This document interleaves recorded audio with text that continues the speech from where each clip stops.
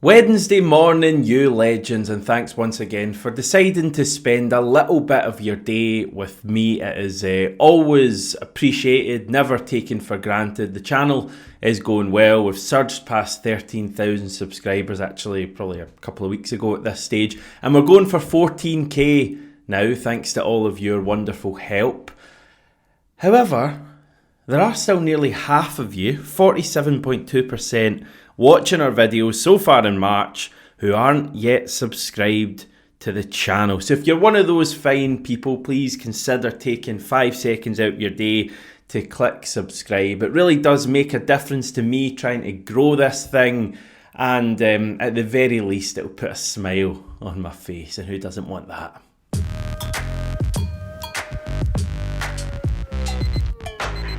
Right, a good few things for us to discuss today as we approach the dreaded international break. It's been a long old run of just Celtic where football is concerned since mid-November. We've had umpteen games, in fact more than umpty games, and we've won the vast majority of them. Things are going well. We've got a big derby on Sunday, and then we're into the final international break. I've not double checked that, but I'm assuming at this stage it must be the final international break of the season. The international squads are starting to be announced. We had Scotland's squad announced yesterday. What did we have there? I've actually not properly looked at this yet. Who the hell is Kieran Slicker? I'm assuming he's a goalkeeper, Ipswich Town. Celtic-wise, what have we got? Anthony Ralston's in there. Is he the only current Celtic player? I think he is. Kieran Tierney is there as well, so it'll be good to get to see him. Obviously, he's going to be with us next season. I think the headlines I did see concern Lennon Miller and James Wilson, both 18 years old, I think, both included in the Scotland squad. So 2 players to watch there. Certainly Lennon Miller is someone who's attracting Celtic interest, may well be with us next season as well. In other news, I did notice that both Cameron Carter-Vickers and Austin Trusty had been called up for the USAMNT. They have a CONCACAF Nations League title to go for. I think they're going for 4 in a row in that wonderfully historic trophy. They're playing Panama in the semis in LA a week from now. Winner of that could play Canada or Mexico, so we could have a AJ against CCV and AT potentially in the States, which would be interesting. That's us for international chat now, everyone. You'll be glad to hear. In other more important Celtic news, St Johnstone have announced that Celtic supporters will be allocated 3 stands of that wonderful ground, McDiarmid Park, for a visit there on Sunday the 6th of April. Obviously, we've drawn them in the Scottish Cup at Hampden. That's not what we're talking about, everyone. We're talking about the league game on the 6th of April. And as we covered yesterday, that could well be the title party. It's certainly looking like the most likely place for a party at the moment, just with the way the fixtures have worked out. I think, as I said yesterday, if we beat Rangers on Sunday and then beat Hearts the following week, and Rangers beat Dundee and Hibs in their following 2 matches, we would then have the chance to win the title, win 4 in a row at McDiarmid Park. Obviously, there's other places it could happen. It could be pushed a week down the line. There's a kind of chance maybe that it could be done by Rangers dropping points. I don't know if we'd want that or not.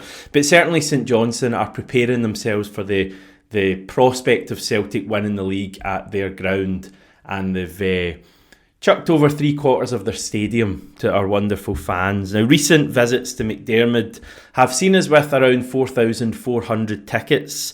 That's what we had earlier this season. We've had the 2 end stands and also, I believe, a section of their main stand as well. The plan for next month's match will be that we'll have the 2 end stands, but we'll also have the entirety of the east stand. That's the one that the camera faces onto. That's multicoloured seats, and you can quite often, well, virtually always see them when we go there. So that's going to be packed. That was actually the case, you may remember, you may not be the same as me with these kind of things and have this daft, creepy, some would say, memory for these things. But just prior to COVID, we were actually starting to be given 3 stands by St John's. I certainly remember a Scottish Cup game there right before COVID that we won 1-0, where we had the 3 stands. I think there was a league game as well. So we're going back to that for this game. It's not an unprecedented move. Time will tell whether that continues to be the case going forward, or if this is a one-off. In their statement, Saints say the 6th of April Celtic match has a potential for unique issues. There is increased interest in this game, and there is legitimate concern that Celtic supporters could obtain tickets in home fan areas, creating additional safety issues.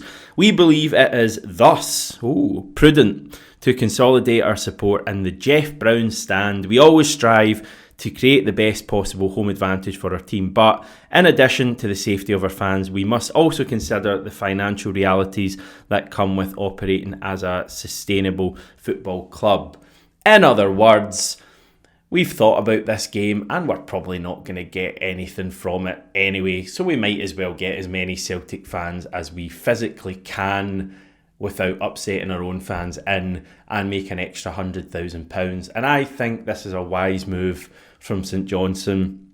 You look at like Livingston in the past, giving us 3/4 of that stadium, and I mean, yeah, Livingston got a few good results against us in years gone by, even with one stand. So I don't think there's much of an advantage to the teams playing there.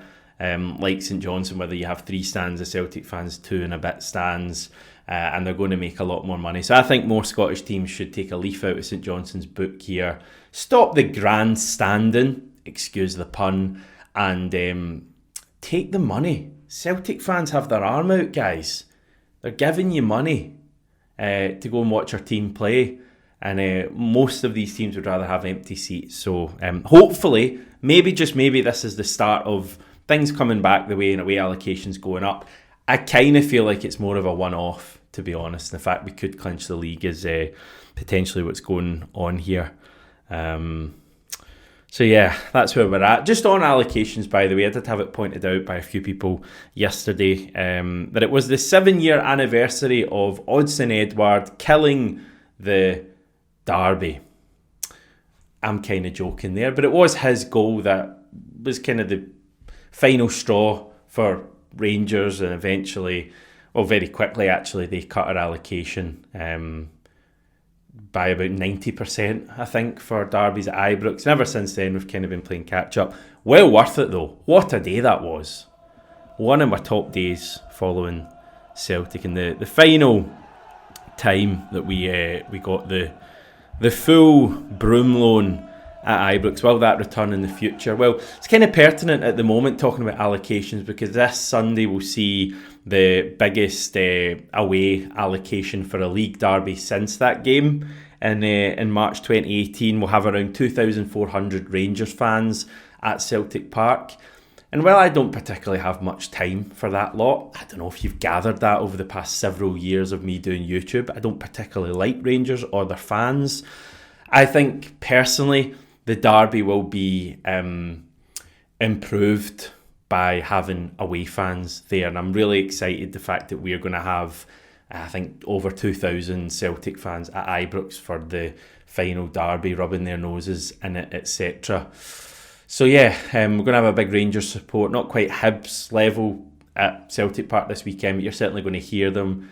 You're going to hear them booing, I suggest. You're going to see them leaving at half-time, I suggest.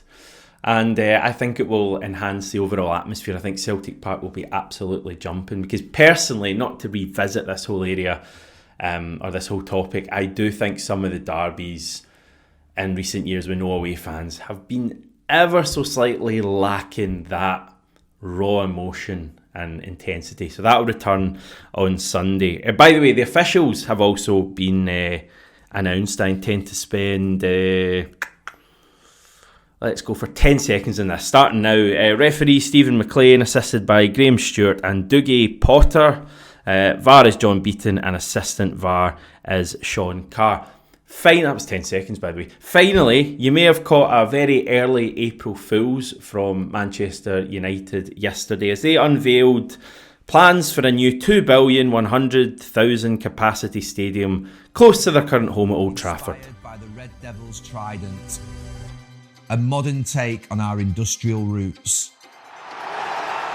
100,000 fans, united as one. Yeah, must be an April Fool's. I'm still waiting on them coming clean with this. I've just gone 20 days or so early with this, surely. Now, I'm no Man United fan, but the thought of them going from an iconic stadium, albeit pretty weary, about probably the second most weary stadium to Ibrox in the UK, from them going from that weary but, as I say, iconic traditional stadium like Old Trafford to this giant circus-looking monstrosity, mildly resembling the tent where Rangers held their 2014 AGM. Maybe that was the inspiration. Is pretty disappointing for me. I'm rapidly falling out of love for football, meme, etc, etc. Anyway, the whole thing did get me thinking a wee bit about Celtic, and there's been a bit of chat as well, even away from yesterday's announcement from Man United about, Celtic Park, potential stuff that could go on there. Redevelopment is the word I was looking for, and clearly we have tens of millions in the bank, and we're pretty rich at the moment, and people reckon it might not be a bad time for Celtic to push forward with stuff like this. So yeah, it got me thinking, what is the plan for Celtic Park in the coming years? Is there a plan? And what will the stadium look and feel like in 5 years, 10 years time? Well, as you'll know, the majority of Celtic Park was redeveloped in the 1990s. Remember the 90s? We got our new North, Lisbon Lions and Johnstone stand at that stage. I guess since then things have stayed relatively the same. I was thinking back at the kind of major things that have happened since then. The only obvious one to me would be the safe standing rail section that came in 2016. I think 3,000 or so spaces, and I've been in there in the past, and I think everyone would agree that's been a big positive for the stadium in terms of the atmosphere. I know there was some stuff at the start of the season by the North Carve and the Green Brigade saying that maybe things had gone ever so slightly stale. I know they didn't use that word, but that's what they were getting at, and maybe people just needed a wee bit of a pick-me-up to keep this thing going. But I think generally people would say that that's been a real positive thing over the past 8 years or so. In fact, longer than that. It's nearly 10 years now. The next thing that people are talking about is the main stand, and I was looking it up earlier, the main stand was originally built in 1929, so we're only a few years away from that stand being 100 years old. I know there's been things have happened in there since then. I think the roof was done in the 70s, I think. But generally, we've got a really new stadium for 3 stands, and then you've got pretty iconic but pretty dated main stand, and people are wondering whether that could be redeveloped in the years to come. The short answer though is probably that's not going to happen. I remember chatting to the SLO John Paul Taylor a couple of years ago when I was at 67 Hale Hale, and he basically said that it wasn't something the club were looking at that stage. It doesn't seem like that's changed either in the couple of years since then.